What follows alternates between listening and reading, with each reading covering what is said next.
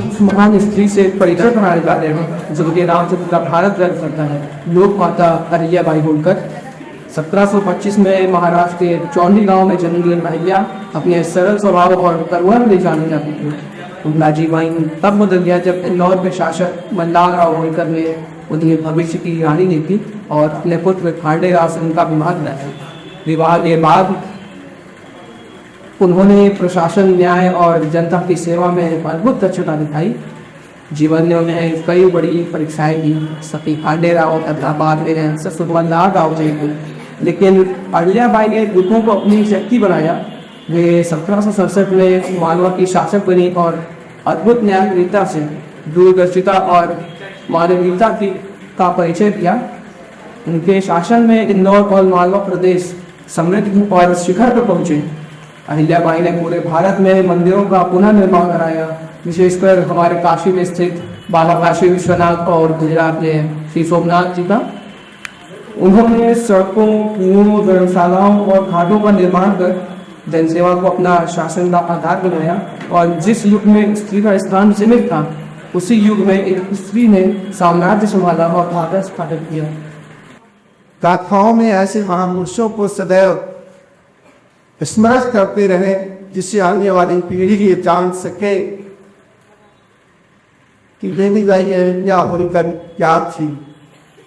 उनके उस आत्मविश्वास को सुदृढ़ करने के लिए जो उनकी प्रेरणा सभी को मिलती है, इससे कहा हम ऐसे कार्यक्रमों को ऑर्गेनाइज कर पाते हैं। मैं सर के प्रति अपना आभार व्यक्त करता हूँ। आज के कार्यक्रम के हमारे मुख्य अतिथि काशी हिंदू विश्वविद्यालय के शिक्षा संकाय के संकायाध्यक्ष रहे, जयप्रकाश नारायण विश्वविद्यालय के पूर्व कुलपति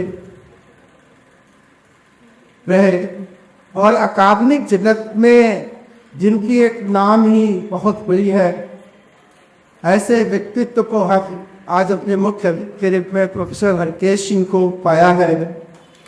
मैं उनके भी अपना आभार व्यक्त करता हूँ।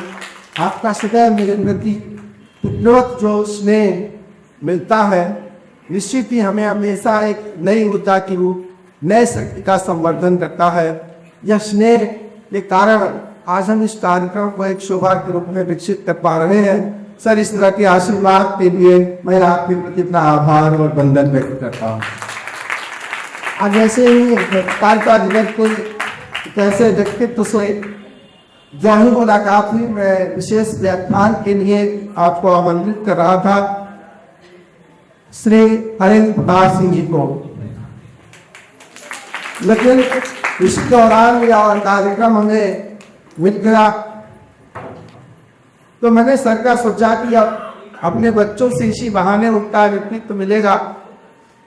आप एक वरिष्ठ पत्रकार, संपादक, लेखक और MSME के अभी वर्तमान में आप मेंबर हैं भारत सरकार की संस्कृति मंत्रालय के।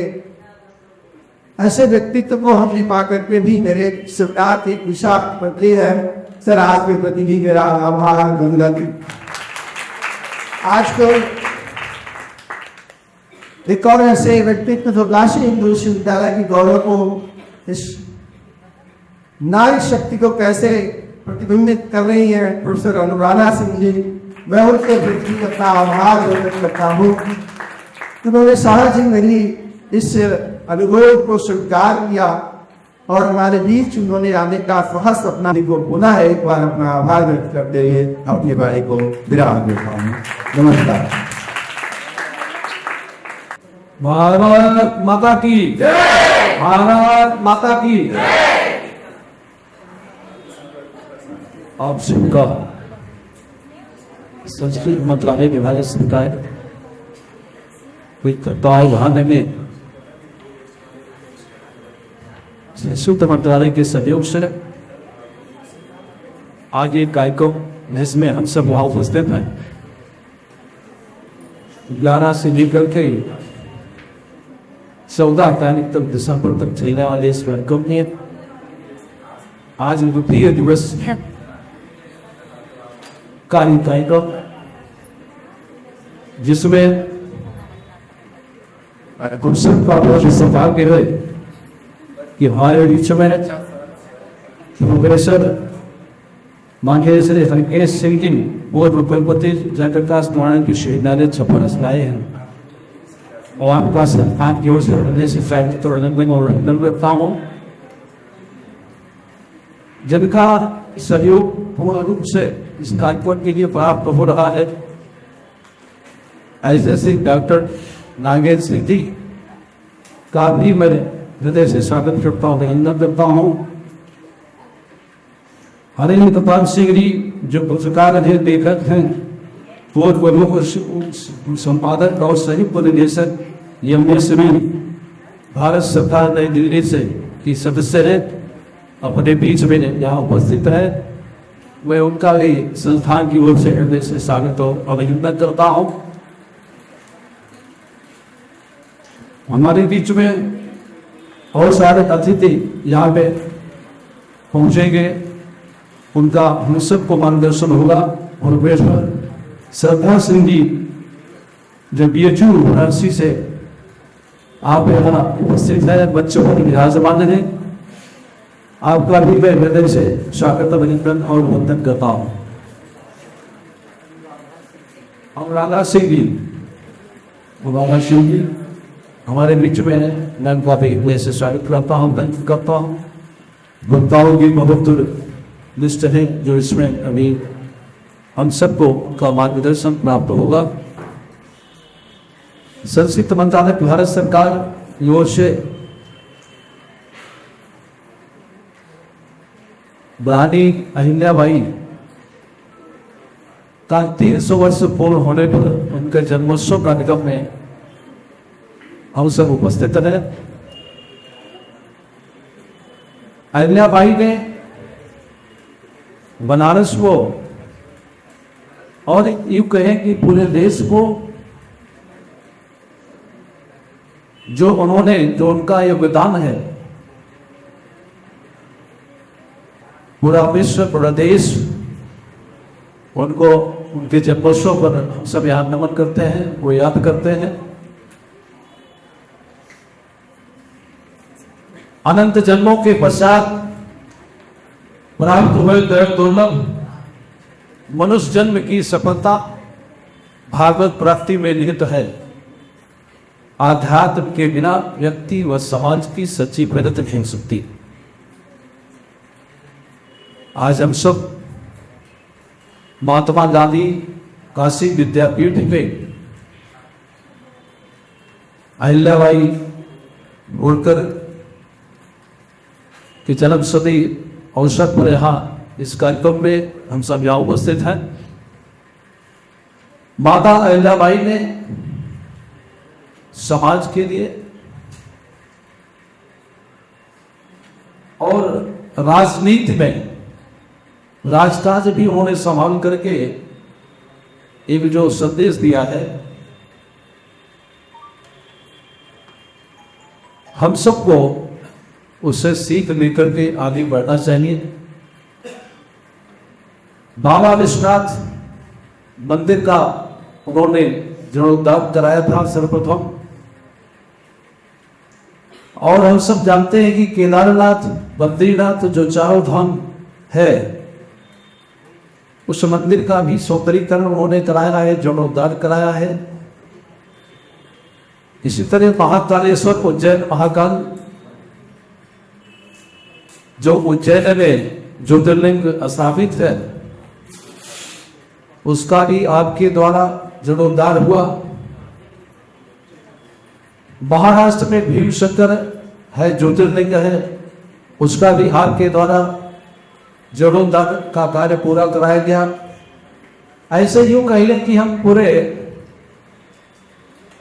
भारत में उन्होंने हजारों मंदिरों का जब भारतीयों ने अतिक्रमण करके इसको नष्ट किया था उसके जीर्णोद्धार का काम उन्होंने किया है। हम सब उनको आज उनके 300वीं जन्मोत्सव के अवसर पर हम सब उन्हें याद करते हैं नमन करते हैं। और इस कार्यक्रम में खास तौर से आप सबका भी जो छात्र छात्राएं यहाँ उपस्थित हैं, मनोयोग से मैं देख रहा हूँ कि कल से आप सबने अपना पूरा समय दे करके इस कार्यक्रम में जो रुचि दिखाई है उसके लिए आप सबको संस्थान की तरफ से धन्यवाद ज्ञापित करता हूँ। संस्था के बारे में बता दें, विद्येश्वरी ग्रामोत्थान संस्थान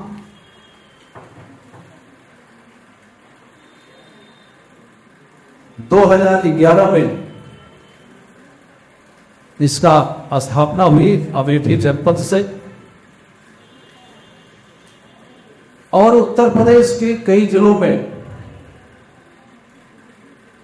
भारत सरकार के विभिन्न मंत्रालयों के सहयोग से ये संस्थान बहुत सारे पहली प्राथमिकता महिला सशक्तिकरण पर ये संस्था 2011 से काम कर रही है। Women leadership development programme, Nai Roshni का नाम आप सबने सुना होगा। खासकर अल्पसंख्यक महिलाओं के लिए ये संस्था ने पहले कार्यक्रम शुरू किया। उस वक्त भारत सरकार ट्रांसपोर्ट मंत्रालय से समय समय पर ऐसे जो ट्रक ड्राइवर हैं जिनके बारे में कोई सोचता नहीं, उनके बारे में संस्था ने एक सोच प्रकट की और कई जनपदों में एक कार्यक्रम डॉक्टरों की एक टीम लेकर के ऐसे सड़कों पर एक कैंप के माध्यम से उनकी आंखों का परीक्षण करा करके उनको चश्मा निःशुल्क देने का काम किया। पिछले वर्ष 525 ड्राइवरों को, ऐसे जो ट्रक ड्राइवर हैं, उनको संस्था की तरफ से उनकी आंखों का परीक्षण करा करके उनको निःशुल्क दवाई और चश्मा देने का काम किया। महिला सशक्तिकरण की दिशा में संस्था 2011 से सिलाई, कढ़ाई, बुनाई, बुटीशियन का प्रशिक्षण देकर के निःशुल्क प्रशिक्षण देने का काम किया है।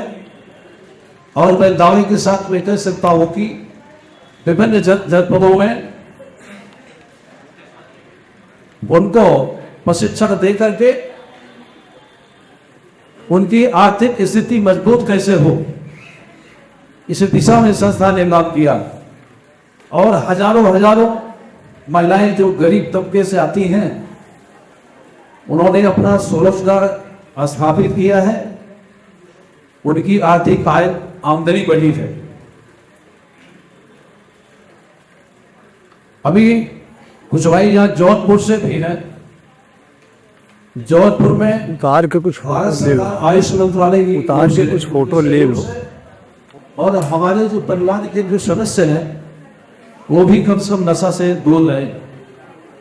जब व्यसन से हम दूर रहेंगे तभी हमारा मन, हमारा चित्त स्वस्थ रह सकता है, तभी हम देश और समाज की सेवा कर सकते हैं।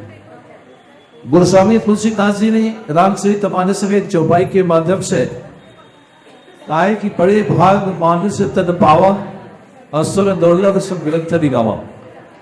सभी ग्रंथों ने गाया है ये जो मानव का तन हमें मिला है ये बड़े भाग से मिला है, ऐसे नहीं मिला है। हम सब ने बहुत अच्छा कर्म किए होंगे निश्चित तौर से तभी उन्हें ये मानव का तन हम सबको मिला है। आगे ये मानव का तन हम सबको मिलेगा नहीं मिलेगा इसकी कोई गारंटी नहीं है, लेकिन अगर ये मानव का तन मिला है और हम अच्छा कर्म करेंगे, अगला जो जन्म मिलेगा हो सकता है कि अच्छा कर्म करेंगे तो मानव का तन हमको मिलेगा, तो प्राप्त होगा।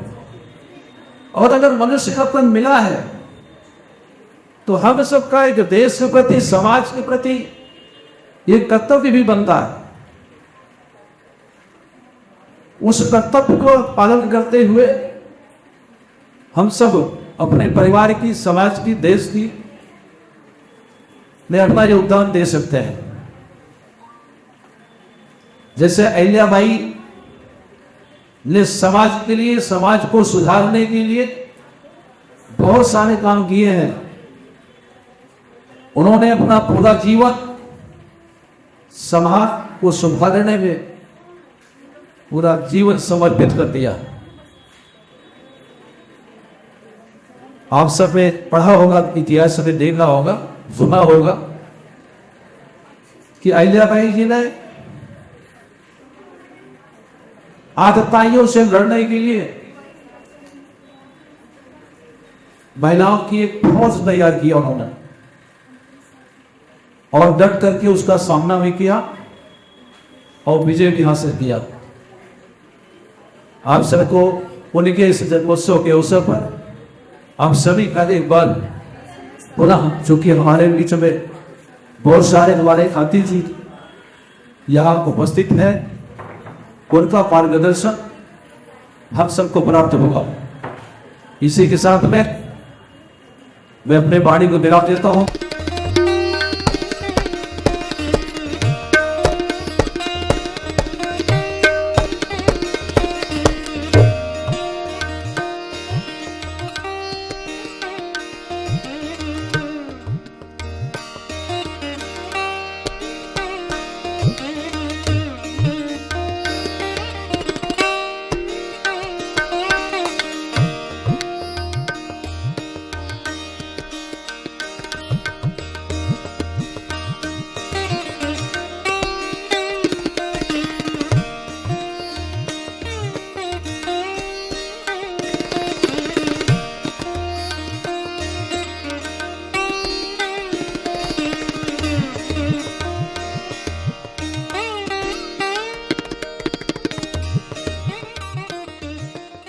हमारी आने वाली पीढ़ी यहाँ पे विद्यार्थी के रूप में उपस्थित है, उनको माता के बारे में जानना बहुत जरूरी है कि किस तरीके से माता समय से पहले, अपनी समय से पहले जब व्यक्ति सोच पाता है, एक दूरदृष्टि होता है, तो उसका परिणाम क्या होता है, वो अपनी समाज को कौन सा दिशा निर्देश देता है। तो उनका जो इतिहास में एक मजबूती के साथ हस्तक्षेप है, जो एक विराट विभूति के रूप में हम उनको जानते हैं, उसके लिए उनका प्रगतिशील शासन, उनके द्वारा व्यापक सामाजिक सुधार है, उसके लिए हमने हमेशा सम्मानित करते हैं। 1767 से लेकर 1795 तक का उनका शासनकाल अहिल्याबाई जी ने उसमें अनेकों कल्याण, सामाजिक न्याय, मानवता और सतत विकास के लिए अपना अटूट समर्पण दिखाया। वे अपने समय से बहुत आगे सोच लेती थी, जिसकी वजह से जिन्होंने न केवल वंचित समुदाय को ऊपर उठाने के लिए अनेक नीतियां बनाई, बल्कि शिक्षा, स्वास्थ्य और आर्थिक ढांचे को और अधिक सुदृढ़ किया। उनके शासनकाल में समाज में समानता, सहानुभूति और सहयोग की भावना दिखती है। 18वीं शताब्दी का जो समय था, हम सब उनके उस वर्ष के बारे में जरूर थोड़ा बहुत कुछ जानते हैं। 18वीं शताब्दी का जो समय था, वह राजनीतिक अस्थिरता, आर्थिक चुनौतियां, सामाजिक अशांति का काल था। ऐसे समय में माता अहिल्याबाई के लिए जो कुछ उन्होंने किया एक बहुत बड़ी चुनौती थी, और उनके सक्षम दूरदर्शी शासिका के रूप में स्वयं को उन्होंने उस कार्य को करते हुए अपने आप को सिद्ध किया। अपने पति खंडेराव होलकर के असमय मृत्यु के कारण उन्होंने राज चक्र का भाग दौड़ संभाला, और उन्होंने अत्यंत ही बुद्धिमत्ता, विवेक, संवेदना के साथ राज्य का संचालन किया। हालांकि वे किसी शाही परिवार से बिलोंग नहीं करती थी, और लेकिन विधाता ने उनके लिए एक विशेष मार्ग को चुन रखा था, जिसके अंतर्गत जब बालाजी बाजीराव की सेनापति मल्हारराव होलकर पुणे जाते समय एक जहां उनका जन्म हुआ अहिल्याबाई माता का चौंडी नामक ग्राम जो कि अहमदनगर में महाराष्ट्र में है, जो आज उसका नाम बदल करके अहिल्याबाई नगर रख दिया गया है, वहां पे उनका जन्म हुआ। और वो वहां पर पहुंचे वो लोग, तो वहां पर देख रहे हैं कि मंदिर में एक छोटी सी लड़की किस तरीके से सबको भोजन करा रही है। उसकी संवेदना, उसकी दया भाव को देख करके उन्होंने अहिल्याबाई होलकर जी के पिता से अपने बेटे के लिए विवाह करने का प्रस्ताव रखा और फाइनली उनकी शादी होती है वहां। और वह आगे चलकर भारतीय इतिहास की एक महानतम महिला शासिका बनी। बल्कि हम केवल महिला शासिका न कह करके कहें कि वह एक महान शासिकाओं का जो एक क्रम है उसमें एक महानतम स्थान रखती है, एक सर्वश्रेष्ठ स्थान रखती है। माता का धर्म, स्थापत्य और सांस्कृतिक संरक्षण के रूप में उनका विशेष स्थान है। अहिल्याबाई होलकर धर्म और स्थापत्य की महान संरक्षिका नहीं, उन्होंने संरक्षण में भारत भर में अनेकों मंदिर, धर्मशालाएं, सराय, कुंड बनवाए। उन्होंने उनका सबसे प्रसिद्ध योगदान यदि हम देखें, हम काशीवासी के संदर्भ में बाबा विश्वनाथ के मंदिर का जो पुनरुत्थान एक तरह हुआ, जीर्णोद्धार हुआ, पुनर्निर्माण हुआ, उसको वह हमारे काशीवासियों के लिए एक सांस्कृतिक पुनरुत्थान के रूप में था। और उन्होंने जो ये कार्य किया उससे उनकी धार्मिक आस्था और सांस्कृतिक दृष्टि का प्रतीक था। आप देखिए माता का जो भी हम विग्रह देखते हैं या चित्र देखते हैं उसमें शिवलिंग लिए माँ खड़ी रहती है। मैं एक 3 साल पहले ग्वालियर गई थी, तो वहाँ के म्यूजियम में मैं देखी तो माता अहिल्याबाई के बारे में बहुत कुछ वहाँ पे संरक्षित करके वो लोग रखे हैं। और उनके बारे में जब मैं वहाँ देखी इस तरीके से ऐसा लगा कि जैसे काशी यहाँ पर प्रस्थान कर चुकी, वो काशी में जिस समय प्रस्थान की होगी और उनका जो डेथ होगा अपने शहर धर्म को लेके, बाबा विश्वनाथ के प्रति उनकी जो उनके प्रति जो उनका समर्पण होगा वह साक्षात दिखता था उन सारी लाइनों को पढ़ करके और उनके भाव को, उनके चित्र को, उनके विग्रह को देख करके। उनके प्रयासों से वाराणसी का धार्मिक एवं सांस्कृतिक गौरव पुनर्स्थापित हुआ और यह नगरी पुनः श्रद्धा एवं भक्ति का केंद्र बनी, जो अनवरत काल से शाश्वत। यदि हम कहें कि सनातन धर्म को समझना है तो वह नगरी कौन सी है? काशी है। काशी है सनातन धर्म के विभिन्न स्वरूपों का दर्शन होता है। उसको यदि हिंदू धर्म से, यदि हम कहें विशेष रूप से हिंदू धर्म की बात करें तो काशी हिंदू धर्म को समझने के लिए काशी के अलावा पूरे विश्व में ऐसा कोई स्थान नहीं है जहां हम सनातन धर्म को, हिंदू धर्म को बहुत ही आत्मसात कर सके, उसके विभिन्न स्वरूपों को, उसकी चेतना को, उसके मानस को, उसकी मीमांसा को समझ सके। वह क्षेत्र काशी है और काशी में उन्होंने आकर के बाबा विश्वनाथ के मंदिर का जो पुनर्निर्माण कराती हैं, उसकी वजह से काशी एक बार पुनः धार्मिक पुनरुत्थान का काल हम उस समय मान सकते हैं। वो एक बार पुनः अपने धार्मिक मजबूती को प्राप्त कर रहा है माता के द्वारा और इस नगरी का श्रद्धा एवं भक्ति के केंद्र के रूप में हम एक निरंतरता को देख सकते हैं कि जो माता के द्वारा स्थापित किया गया। इसी तरीके से शिक्षा, स्वास्थ्य और सामाजिक सुधार के क्षेत्र में भी अहिल्याबाई होलकर का जो योगदान है वह अप्रतिम है। अहिल्याबाई होलकर की विरासत का सबसे प्रेरणादायक जो पक्ष है वह उनकी शिक्षा के क्षेत्र में जो उनका दूरदर्शिता था, उनका दूरदर्शी पहल था। वे समझती थी कि शिक्षा ही व्यक्ति और समाज की सशक्तिकरण की कुंजी है। और उन्होंने अपने राज्य में अनेक विद्यालयों और शिक्षण संस्थानों की स्थापना की। उस काल में जब स्त्री शिक्षा को सामाजिक रूप से स्वीकार नहीं किया जाता था, तब अहिल्याबाई ने केवल इसका समर्थन ही नहीं किया बल्कि स्वयं बालिकाओं की शिक्षा को प्रोत्साहित किया। उनका विश्वास था कि किसी कन्या के लिए शिक्षा ही उसकी निर्धनता से मुक्ति का मार्ग है। यह विचार आज जब लैंगिक समानता और स्त्री शिक्षा पर हो रहे विमर्शों में उतना ही प्रासंगिक है। उनके शैक्षिक सुधारों ने समाज में ज्ञान और जागरूकता का वातावरण निर्मित किया, जिससे राज्य में एक नागरिक अधिक आत्मनिर्भर और प्रबुद्ध बने। माता इस तरीके से शिक्षा के माध्यम से एक व्यक्ति का इस प्रकार से संपूर्ण समुदाय का एक इकाई के रूप में इस तरीके से विकास करना चाहती थी कि वह आत्मनिर्भर होकर के न केवल अपना विकास करे बल्कि संपूर्ण अपने समुदाय समाज का विकास कर सके और एक सम्मानित जीवन यापन कर सके, जिसके लिए वह शिक्षा को महत्वपूर्ण पूंजी के रूप में गिनती थी। और 18वीं शताब्दी में जब भारतवर्ष एक तरह से अंधकार युग के रूप में हम कह सकते गुजर रहा था, ऐसी बात नहीं है। बहुत सारे कभी भी कोई युग को अंधकार युग कहने से पहले बचना चाहिए, क्योंकि हर युग में कुछ न कुछ चीजें होती है।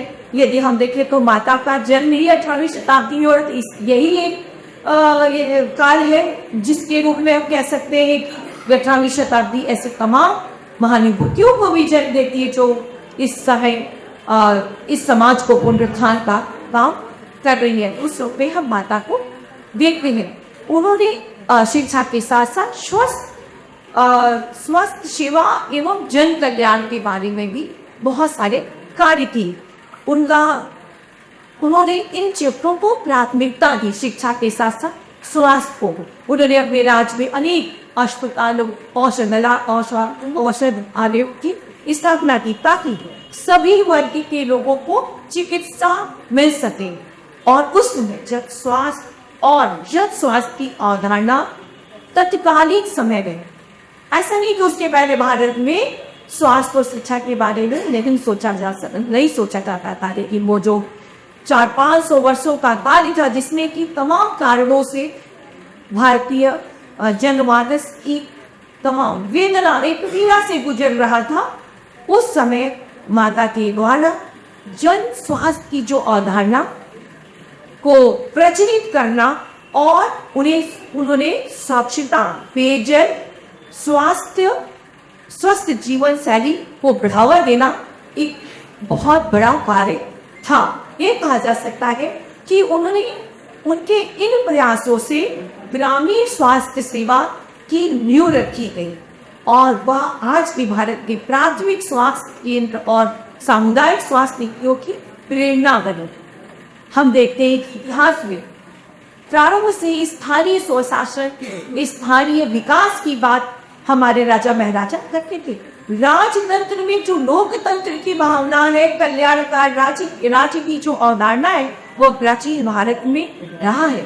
उसका ही वह जो यदि कहा जाए कि वो पोजीशन कौन सी थी, तो वो पुरोहित की हुआ करती थी, जो राजा को नियंत्रण रखता था कि किस तरीके से धर्म सम्मत शासन होता है। उस धर्म सम्मत शासन राजतंत्र के समय में आगे हम निरंतरता के दौर में इतिहास के विद्यार्थी होने के नाते यदि हम निरंतरता के रूप में देखें तो 18वीं शताब्दी में परम पूज्य माता अहिल्याबाई के द्वारा इस दिशा में कार्य किया जा रहा था। कल्याणकारी राज्य की स्थापना के रूप में आर्थिक विकास और अधोसंरचना, अहिल्याबाई का जो शासनकाल था उसमें आर्थिक और भौतिक विकास का स्वर्ण युग, स्थानीय रूप से हम देखें तो वह स्वर्ण युग के रूप में था। उन्होंने सड़कों, पुलों, धर्मशाला, जलाशयों और सार्वजनिक भवनों का निर्माण किया। इसकी वजह से और साथ में सुरक्षा का व्यवस्था जो है उस समय के आर्थिक विकास के लिए सबसे ज्यादा जो महत्वपूर्ण था, रहने, सुरक्षा, खाने पीने की व्यवस्था, धर्मशाला, रहने की व्यवस्था, सबके व्यापक जो व्यवस्था की गई माँ अहिल्याबाई जी के द्वारा, जिससे कि वहाँ पे व्यापारिक गतिविधियां और सामाजिक संपर्क को प्रोत्साहन मिला। और हम यह देखते हैं कि इन निर्माण कार्यों में न केवल राज्य की आर्थिक स्थिति सुदृढ़ होती है, बल्कि दूरस्थ क्षेत्रों को एक दूसरे से जोड़ने का कार्य जो है बहुत ही आसानी से होता है। और उनके ये प्रयास आज के यदि हम देखें तो सतत विकास लक्ष्य की अवधारणा जो है उससे काफी मेल खाती है। और उनकी जो यह क्रियाकलाप था वह उसकी प्रासंगिकता आज हम सतत विकास लक्ष्य के रूप में हम देख सकते हैं, जिसमें पर्यावरण संतुलन, अधोसंरचना और सर्वोच्च हितकारी विकास पर बल दिया गया था। साथ में हम ये देखते हैं कि माता के द्वारा वंचित समुदायों के उत्थान की दिशा में बहुत कार्य किया गया। अहिल्याबाई का जो शासन था वो न्याय, समानता, मानवता की भावना से पूर्णतः ओतप्रोत था। उन्होंने विधवाओं, अनाथों और निर्धनों के पुनर्वास के लिए व्यापक योजनाएं चलाई। इन योजनाओं में वित्तीय सहायता, आवास, व्यवसायिक प्रशिक्षण की व्यवस्था शामिल थी।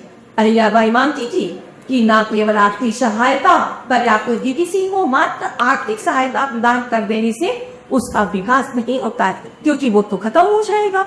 लेकिन किसी व्यक्ति का ऐसे विकास करना कि वह आत्मनिर्भर होकर के स्वयं का तो विकास करे, साथ में समाज का भी विकास करे, इस प्रकार की भावना का जो पुरोहिता थी माता अहिल्याबाई, और उन्होंने इसकी वजह से तमाम अशिक्षण केंद्र की स्थापना की। और इस तरीके से जो हमारे समाज के वंचित समुदाय थे उनका विकास किया, इनको प्रशिक्षण दे करके। और उनकी यह नीति आधुनिक सामाजिक कल्याण योजनाओं की तरह गरिमा के साथ जीवन यापना की भावना पर आधारित थी। माता का जो सोच था, मैं शुरू में ही बताई था, वो बहुत ही दूरदृष्टा थी। तो उन्होंने पर्यावरण संरक्षण, जनजाति सशक्तिकरण और सांस्कृतिक पुनर्जागरण के क्षेत्र में भी माता अहिल्याबाई का बहुत ही योगदान था। अहिल्याबाई की नीति दीर्घकालिक कल्याण की थी। वे कृषि और प्राकृतिक संसाधनों के सतत उपयोग की हिमायती थी।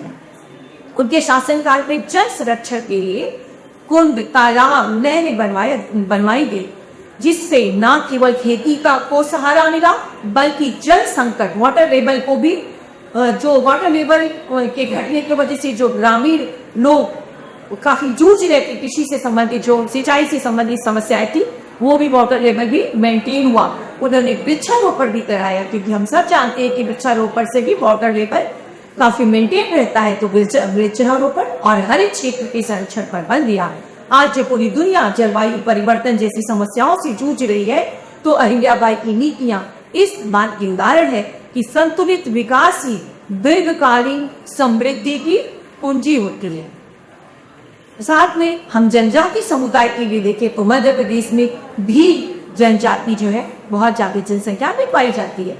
तो माता अहिल्याबाई के शासन में सामाजिक समावेश की दृष्टि थी, चुकी उनकी को उन्होंने विशेष रूप से राज्य से जो वंचित समुदाय, और खास कर यदि हम भी समुदाय के बारे में करें तो भी बहुत बाहुल्य क्षेत्रों में माता ने विद्यालय खुलवाया, और उनकी जो परंपरागत जो कुटीर उद्योग था उसका विकास, नॉलेज था, उसको उन्होंने प्रोग्रेस किया और उस लघु उद्योग का उन्होंने विकास किया और उन्हें आत्मनिर्भर बनाया।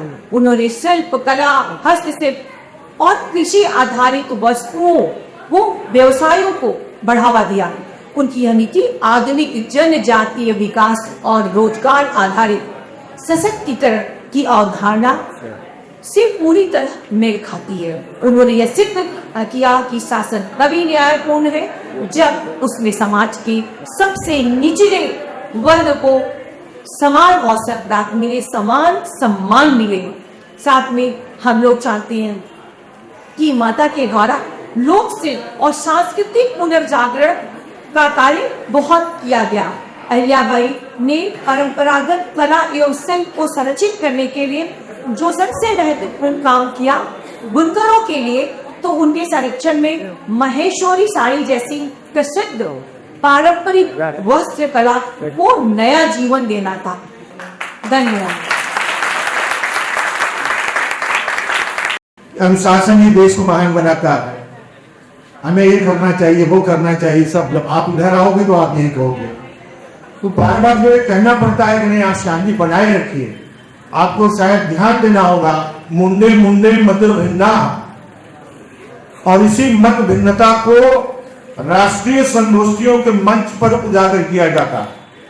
हम केवल समर्थन करने के लिए कोई बात नहीं करते, हम अपने धी का प्रयोग करते हैं। आपके पास 5 या 8-10 मिनट बोलने के लिए हम कितनी तैयारी करते हैं 1-2 दिन पहले, अपने तमाम उस अनुभवों को। एक आयुर्वेद में सत्व होता है, तो उस सत्व की भांति हम आपके भीतर उसको समाविष्ट करना चाहते हैं, जीवनानुभव और जो जीवन ने सीखा है, पाया है।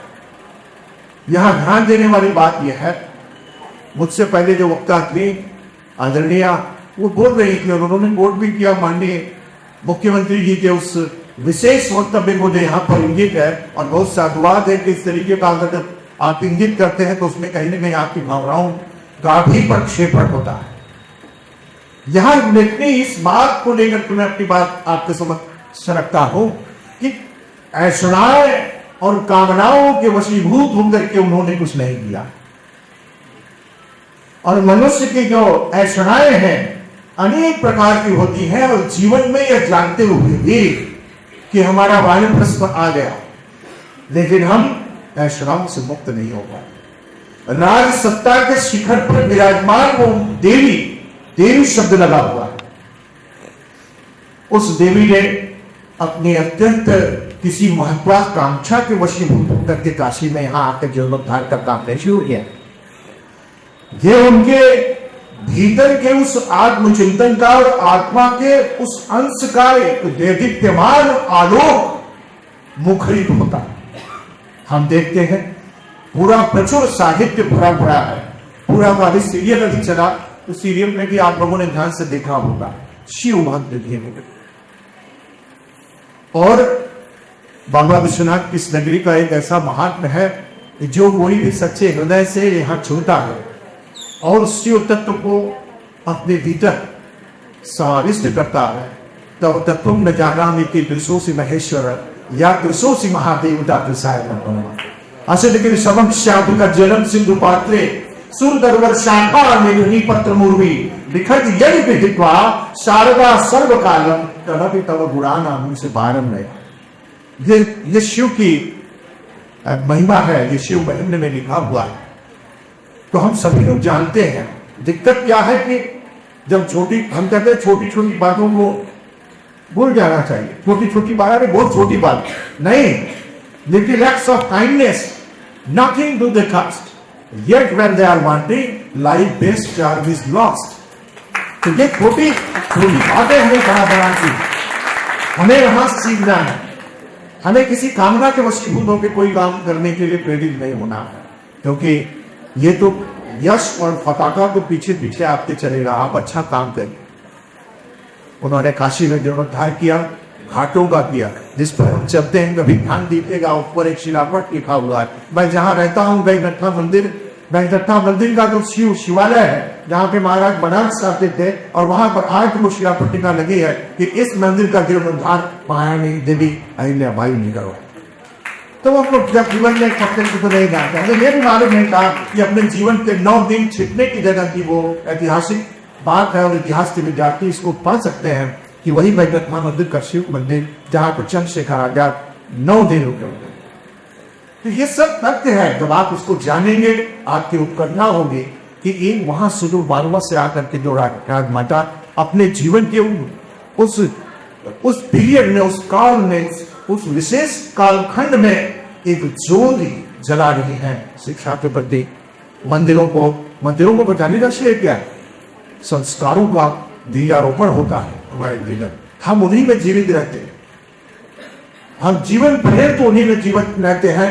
दिक्कत क्या है कि जब हमारे पास घी होती है, तर्क होता है, तो कुतर्की हो जाता है। तो कुतर्क नहीं करना, हमें स्वीकार कर लिया उनके उस यज्ञ को जो उन्होंने आहूत किया और बलिदान हुए। और महत्वपूर्ण बात है, राज सत्ता सबको मिलती है, लेकिन राज सत्ता के एक पूरे जीवन को समर्पित करके उस अग्निशिखा में अपने आप की आहुति दे देना, ये कोई सीखना हो तो वह भाई अंतस सीखना होगा। मैं इसी के साथ अपने वाणी को विराम देता हूँ और बहुत शुभकामनाएं देता हूँ आपको। जय गणपति सद्गुण सागर कलिवर बदन कृपा विघ्न हरण मंगल करण जय जय गिरिजानहा।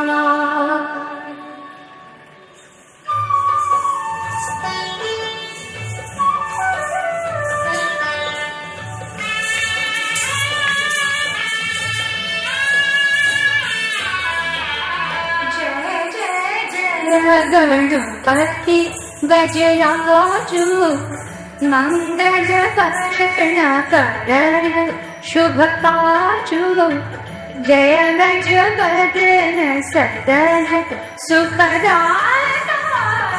विश्व विनायक बुद्धि विधाता।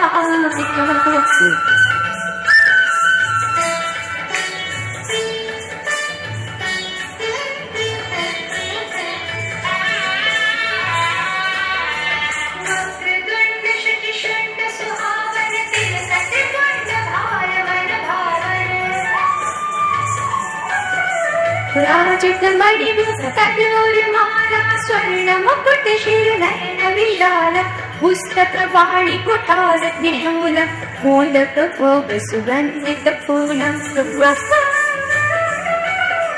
सुंदर पीतांबर धन साजित चरण पादुका मुनि मन राजित धनि शिव सुमन शरणागन गाता गौरी विश्व विख्याता रिद्धि सिद्धि तव श्रवर सुहाए मूषक सोहक नारी लगे।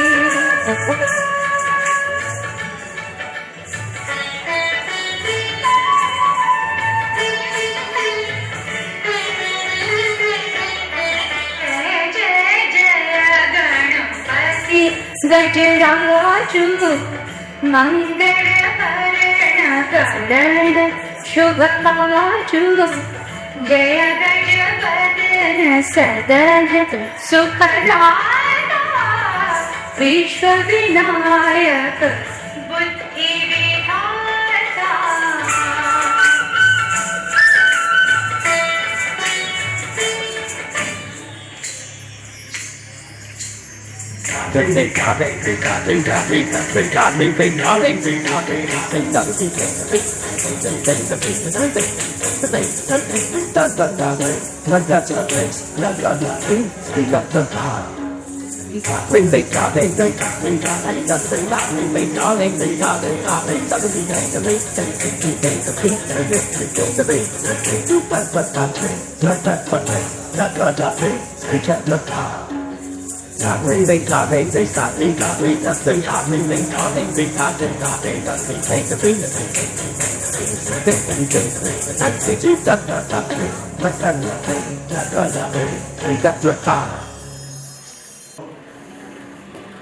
अभी कुछ दिन पहले प्रोफेसर राजा सिंह जी ने जो एक वक्तव्य दिया, तो मेरा यह मानना है कि बड़ा ही एकेडमिक वक्तव्य उन्होंने दिया, और उस वक्तव्य के बाद ऐसा लगता है कि लोक माता अहिल्या बाई के बारे में कुछ और बोलने की जरूरत नहीं पड़ती। लेकिन सबसे जो अहम सवाल है कि हम ऐसे विभूतियों की जयंती या महत्वपूर्ण तिथियों को, जैसे इस संदर्भ में 300वीं जयंती या कुछ समय पहले हमने अमृत महोत्सव मनाया आजादी का, या भी और भी कई महत्वपूर्ण विभूतियों को हम याद कर रहे हैं, जैसे भगवान बिरसा मुंडा की 150वीं जयंती या सरदार पटेल की 150वीं जयंती या वंदे मातरम के निर्माण के 150वें साल को हम सेलिब्रेट कर रहे हैं, या संविधान के लागू होने के 75 साल को सेलिब्रेट कर रहे हैं। तो आखिर ऐसी जरूरत क्यों पड़ती है और हम ऐसा क्यों करते हैं? वर्तमान अपने अतीत को क्यों याद करता है? क्या वजह है? इसके पीछे प्रयोजन क्या है? ये एक जलसा क्यों होगा? और कई बार ये साल भर कई बार 2 साल 3 साल, और कई बार तो ऐसा लगता है कि हमारी चेतना में यह समाया हुआ है। तो अहिल्या बाई उस शख्सियत का नाम है जो हमारी चेतना में, भारतीय अस्मिता में, भारत की जो आत्मिक आजादी है उसमें समाया हुआ है, जिससे हम अपने आप को मुक्त नहीं कर सकते। यह अलग बात है कि 300वीं जयंती हो या कोई और जयंती हो, उस अवसर पर हम उन्हें विशेष संस्कार करते हैं। प्रिय विद्यार्थियों, आपके लिए ये ज्यादा महत्वपूर्ण इसलिए भी है कि एक बहुत बड़े कवि हुए माखनलाल चतुर्वेदी,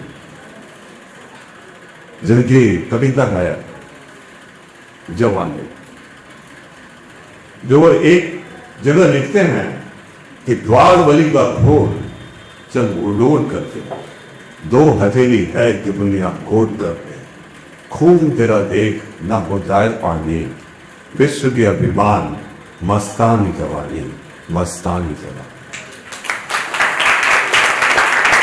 ये जो युवावस्था है, ये जो विद्यार्थी जीवन है, और इसमें तो एक जज्बा होता है, एक के स्वयं के निर्माण का, एक व्यक्तित्व के निर्माण का, एक परिवार के निर्माण का, एक समाज के निर्माण का, एक युग के निर्माण का।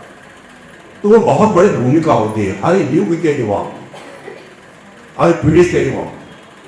और यदि हम देखें, इतिहास को भी देखें और वर्तमान को भी देखें, तो हर युग में जो अपने अपने समय की युवा पीढ़ी थी, उससे बहुत महत्वपूर्ण भूमिका निभाई।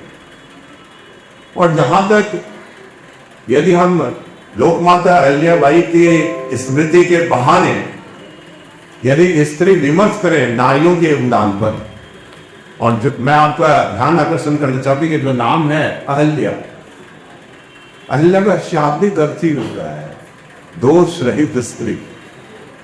लेकिन मैं इससे आगे जाना चाहता हूं, स्त्री तो खुद दोष रहित ही, बल्कि दोष रहित मनुष्य कहें या दोष रहित जीव कहें वो ज्यादा था। तो अहिल्या का ये तो कहते हैं कि नाम में भी बहुत कुछ छुपा हुआ होता है। हमारी भारतीय संस्कृति की खासियत रही है कि जब भी किसी बच्चे का नामकरण होता है तो वो भी एक संस्कार होता है, और वो नाम कहीं ना कहीं अपनी सिद्धि, अपने उद्देश्य तक पहुंचता है।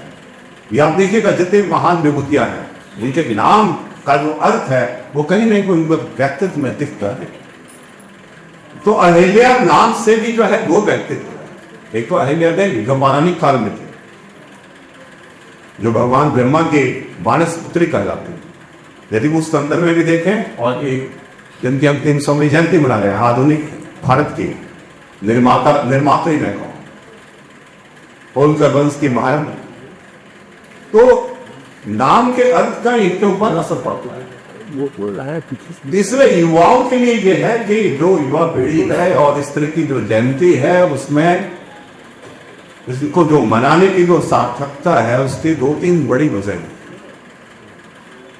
एक तो हम इनका जो योगदान है, और इनमें से तो कई ऐसे हैं कि जिनका योगदान न सिर्फ अविस्मरणीय है बल्कि उसके ऋण को कभी चुकाया नहीं जा सकता। उसमें से एक नाम लोकमाता अहिल्या देवी का, अहिल्याबाई का, क्योंकि अहिल्याबाई ने उस पीरियड में, आपको पता है कि वो पीरियड आतताइयों के द्वारा, आक्रांताओं के द्वारा कितना मैंने खास भी देखा होगा, और वो इसी पीरियड में, वैसी अवधि में सनातन धर्म को बचाना, विध्वंस किए गए मंदिरों का पुनर्निर्माण कराना, घाटों को बनाना, और एक जो रूढ़िवादिता थी, विधवा विवाह, ये सब प्रयोग, उसके खिलाफ जो है क्रांति लाना, बाल विवाह के खिलाफ क्रांति लाना। आपके सभागार का नाम ही है सावित्रीबाई फुले, वो खुद एक क्रांतिकारी स्त्री। तो स्त्रियों की जो एक भूमिका है, और उन 3 अवधि में यदि हम देखें तो मीराबाई, अहिल्याबाई और यहाँ 1857 की क्रांति तक लक्ष्मीबाई, तीनों की अपने अपने युग में एक बड़ी भूमिका रही। आप में से बहुत कम लोग जानते हैं कि ये जो स्वराज संघ है, जैसे स्वराज्य बना, ये पहली बार महारानी लक्ष्मीबाई ने अपने पत्रों में जिक्र किया, आपको म्यूजियम में भी इन नारियों का ये बहुत बड़ा योगदान था। और बाद में जब दिल्ली ने कब्जा कर लिया, भारतीय लोगों ने जिसका नेतृत्व बादशाह जफर को सौंपा गया, तो उस समय में जो बेगम जीनत महल है, उन्होंने पर्दे के पीछे से उन्हें नेतृत्व का संचालन किया। और उस समय में बादशाह जफर ने घोषणा की थी कि यदि ये मुल्क आजाद हो गया और मैं विश्व बादशाह बना, तो मैं हरियाणा के सरकार पंचायत की तर्ज पर देश को चलाऊंगा, यानी कि लोकतंत्र की परिकल्पना। और माननीय मुख्यमंत्री जी ने बिल्कुल कहा है, सही कहा है कि महारानी अहिल्याबाई ने अपना अनुशासन किया। इसमें 2-3 बहुत महत्वपूर्ण चीज, एक तो है आर्थिक व्यवस्था। अपने शासन काल में उन्होंने अर्थतंत्र को, आर्थिक स्थिति को, अपने क्षेत्र की आर्थिक स्थिति को बहुत मजबूत किया। और आप ये देखेंगे कि उस समय के दौर के तो सिक्के चल रहे, जिसमें से ज्यादातर सिक्कों पर शिव पार्वती के चित्र को चित्रित किया गया था, मुद्रित किया गया। और जो उस समय का जो लघु उद्योग है, उसमें जो उनका योगदान है, वो योगदान इस लिए है कि उस योगदान को करके उन्होंने उस समय की अर्थव्यवस्था को मजबूत किया। संयोगवश मैं खुद एमएसपी मंत्रालय में ज्वाइंट डायरेक्टर रह चुका हूँ, काम कर चुका हूँ। और मुझे खुशी है कि जिंदर सिंह जी जी का वो ग्रामोत्थान है, जहाँ से PMEGP, प्रधानमंत्री एम्प्लॉयमेंट जनरेशन प्रोग्राम, और बहुत सारे स्कीम्स होती है गाँव के विकास के लिए, गाँव में रोजगार के धंधे को रोजगार करने के लिए। तो आप सोचिए कि आज की तारीख में जब MSME में सरकार इतना ध्यान दे रही है, और उस समय करीब 250-200 साल पहले लोग माता अहिल्याबाई के द्वारा स्वरोजगार पर जोर देना, और बाद में बहुत आगे जाकर महात्मा गांधी को भी उसे उन्हीं उद्योग को इस्तेमाल करना और आजादी का हथियार बनाना है, चक्के और खादी को। तो ये लगता है कि कहीं न कहीं अपने समय में बहुत ही प्रगतिशील शासिका नहीं है, वो प्रशासक नहीं है। मैं इसे चंद शब्दों के साथ करता हूँ। नमस्कार, जय हिंद। अपने पिछले वक्ता श्री संतोष श्रीवास्तव जी को आमंत्रित करता हूँ। सर आइए। और हमारे सभी श्रेष्ठों ने बहुत कुछ बता दिया है, और बहुत ज़्यादा उसमें बताने की आवश्यकता हुई है। नहीं सब कुछ साथ धन्यवाद। अब मैं अपने मुख्य वक्ता प्रोफेसर हरिकेश सिंह सर को बुलाना चाहूँगा, कुलपति जयप्रकाश नारायण विश्वविद्यालय छपरा से।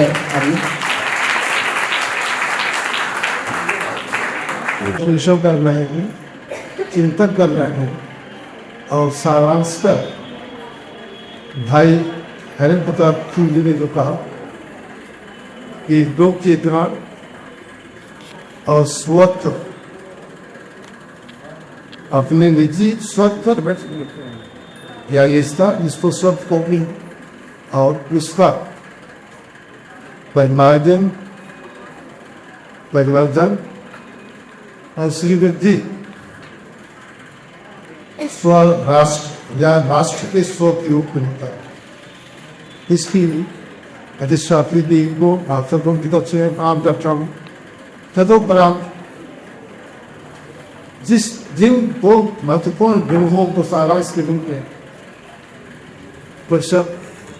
माता जी ने, भाई राधा सिंह जी को और भाई धनेश जी ने एवं किया, वो इसका इस आज की गोष्ठी, इस गोष्ठी की सफलता को पूर्ण कर चुके हैं। बचपन बस्ती भाई प्रोफेसर माता दीक्षित की जो सहयोग से मेरा शैक्षिक पोषण और उसका पारिवारिक पोषण और शैक्षिक पोषण, नगर में एक मोहल्ला है जिसको गलती से लिखते समय कम अच्छा लिख दिया है, लेकिन जब हम लोग कहीं जाते तो कहते कि नहीं वही बहुत अच्छा है, क्योंकि वधु वैभव गुना कम अच्छा है। और जहाँ इनका घर है जिस परिसर में, इनके परिसर में ही आप उदाहरण करके सुनता रहो। उसी परिसर में रात के अंधेरे में खाना खाते थे चंद्रशेखर आजाद। और जिस परिसर में मैं पढ़ा शिक्षाशास्त्र का कमच्छा में जो है उसके जंगल में रात को रहते थे। तो ऐसा वो कमच्छा ऐसा मोहल्ला है जहाँ 1905 में श्री अरविंद आए थे, जब रिवॉल्यूशनरी रेडिकल रिवॉल्यूशनरीज की मीटिंग हुई थी 1905 में, जिसमें कार्य में जिनकी मदद किया संयोग से काशी विद्यापीठ राजनीति शास्त्र प्रोफेसर सतीश कुमार जी, जब कमलापति पाटिल के जीवन लिख रहे थे। तो हम लोग कमच्छा वाले हैं, इसलिए हम लोगों से बहुत उम्मीद नहीं करते हैं।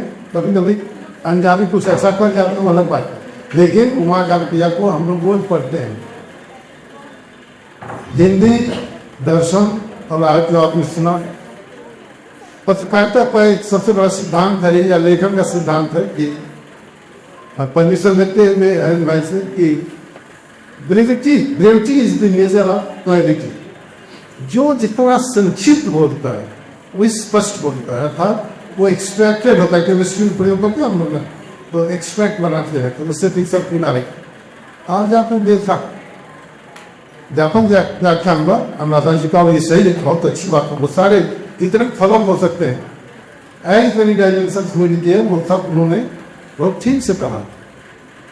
वो एक बहुत ही डिटेल डिस्कोर्स था, लेक्चर था। लेकिन अभी हमारे जो दो और अशोक भाई को लेते हुए तीनों ने बात जितनी महत्वपूर्ण होती है उतनी ही मंत्रवत हो जाती है। और मंत्रवत व्याख्यान के लिए मैं तो शिक्षा वाला हूँ, हम लोग बीएड में ही पढ़ाने वाले लोग हैं। और संयोग से ये बीएड में शायद बीएड संकाय ही है जहाँ पर ये बात हो रही है, उनका ये थिएटर है। तो शिक्षा संकाय में आप अगर हम खुद शिक्षित हुए हैं, बल्कि प्रशिक्षित हुए हैं इस रूप में कि how to communicate and what to communicate, लेकिन उसके ऊपर भी एक सवाल आ जाता है व्हाई टू कम्युनिकेट। ये सारे जो संगोष्ठी में कर रहे हैं जो त्रिशताब्दी स्थान कर रहे हैं, इसकी आवश्यकता है। और ये संयोग है कि एक और मालवाटी आने वाली महान ऋषि जिन्होंने काशी विश्वविद्यालय बनाया, वाल्मीकि का भी विद्यापीठ से ऐसे ही संबंध है कि इस काशी में अगर सत्याग्रहियों को, शहीदों को और सन्यासियों को सबसे अधिक किसी ने शरण दिया है अपने घर में, तो वो सेवा उपवन था, जिसके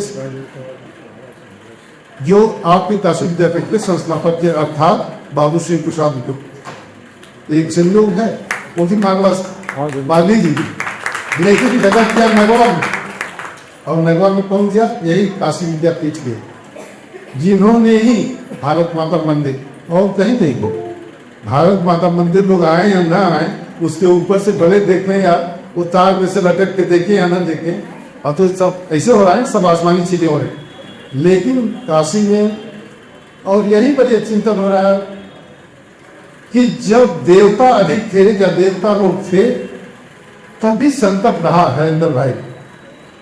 एक श्रेष्ठ देवी को पवित्र होने के लिए चुना पड़ा कि पत्थर बन जाए, वो भी अयोध्या थी, हिली नहीं। अयोध्या जहां युद्ध न हो, और अयोध्या जो हिले नहीं, और पवित्रता को बचाने के लिए भारतीय जो श्रेष्ठ चेतना है, जिसकी कल्पना को संकेत किया, civility and scientific of the Indianness को बचाया। मान कैसे? जब देवता में भी अगर राक्षस की प्रवृत्ति आ गई तो अच्छा है कि पत्थर हो जाएंगे। और जिनके निमित्त आज ये संगोष्ठी हो रही है उन्होंने तो बचाया।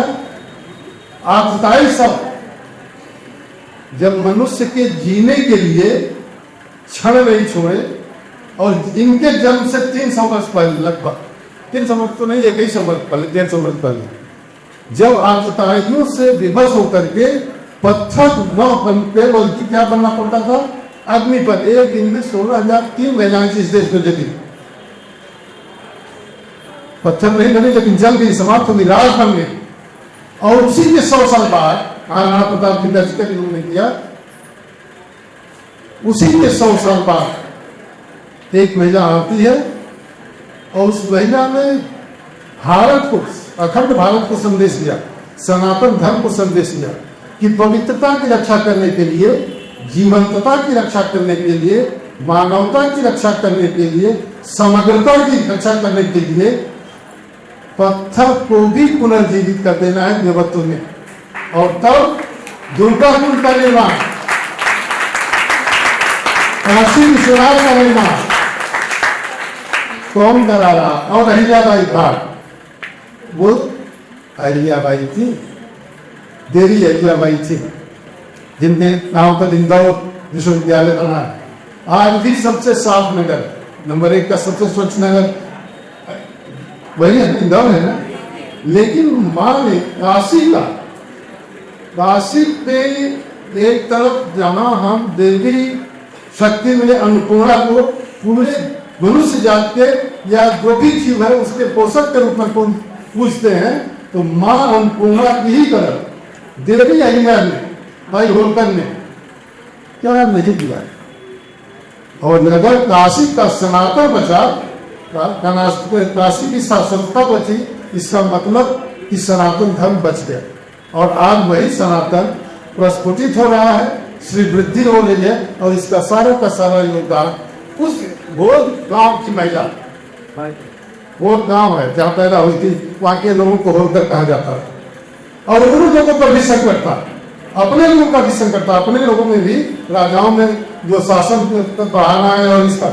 लेकिन इसके बोलते हुए देवी अहिल्याबाई ने वो 3 चीज दिया है, वो ये कि तम और रस से ऊपर जाकर के रानी थी, लेकिन उसके बाद मानवता कैसे बचेगी?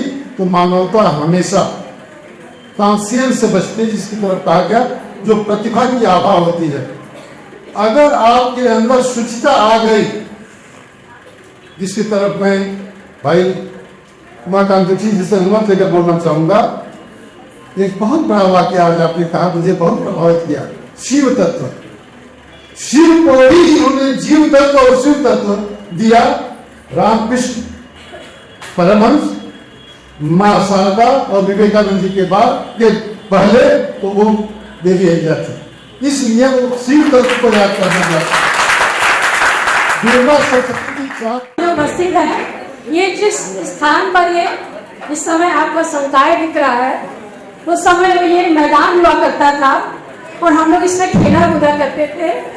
और ये जो बड़ा वाला ग्राउंड है, आचार्य नरेंद्र देव छात्रावास, लाल बहादुर शास्त्री छात्रावास के बीच में स्थित, और उसके उधर शिक्षक आवास है, जिस शिक्षक आवास में इस समय संतोष कुमार जी रहते हैं आपके, वो हमारा घर हुआ करता था। और हम लोग इसी प्रांगण में खेल कूद कर बड़े हुए हैं। तो यहाँ आकर के जो मुझे अनुभूति होती है, इसकी आप कल्पना भी नहीं कर सकते। मैं आपको कुछ भी भाषण देने के मूड में नहीं हूँ, क्योंकि आप भी इस रूम में नहीं दिख रहे हैं, हमारे साथी यहाँ पर खड़े हैं और उनका अभिनय भी मुझे देखने का बहुत मन है। लेकिन यहाँ तक आए हैं तो एक भावांजलि स्वरूप कविता, हमने बहुत कुछ सोचा था कि बातचीत करेंगे, लेकिन अब अहिल्याबाई होलकर पर सिर्फ एक छोटी सी कविता भावांजलि के स्वरूप प्रस्तुत करके बाकी बात समाप्त।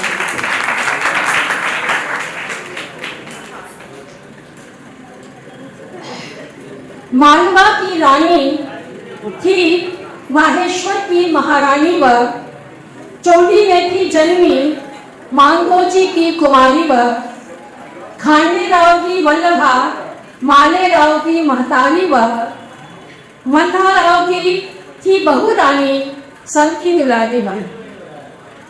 सद्गुणों की खान जीवन भर रही संत समान व सबका ख्याल रखने वाली थी प्रजा की प्यारी व नियतिका को सहकर भी, कहानी सबको मालूम होगी लक्ष्मण भाई, अब तक मालूम पड़ गई होगी। और भी नियतिका को सहकर भी प्रजा की हितकारी व पति संग सती होना छोड़ प्रजा हित रण संभाली व कवि पति सास ससुर कभी प्यारा पुत्र वह एक एक छोड़ उनको सभी चल जाते, वह अश्रुपोष खड़ी होती, हर बार स्वयं को संभालती, वह प्रजाहित खड़ी रही, नियति के सत्य को स्वीकारती वह। शिव भक्ति, प्रजा सेवा, स्वधर्म वह निभाती रही, नर नारायण सेवा में स्वदुख भूल जाती वह।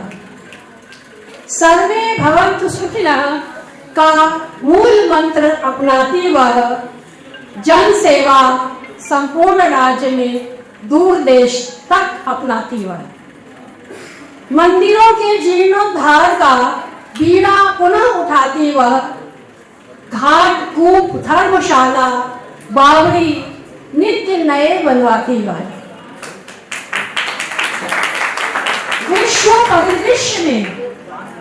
विश्व परिदृश्य में अलग छाप छोड़ गई वह, प्रजा हित में सर्वदा के लिए, प्रजा हित में सर्वदा के लिए बस गई वह। जननी थी पर सब थी वह, आई बनकर आई वह। माँ अहिल्या शत शत वंदन, तुझे प्रणाम, तुझे प्रणाम।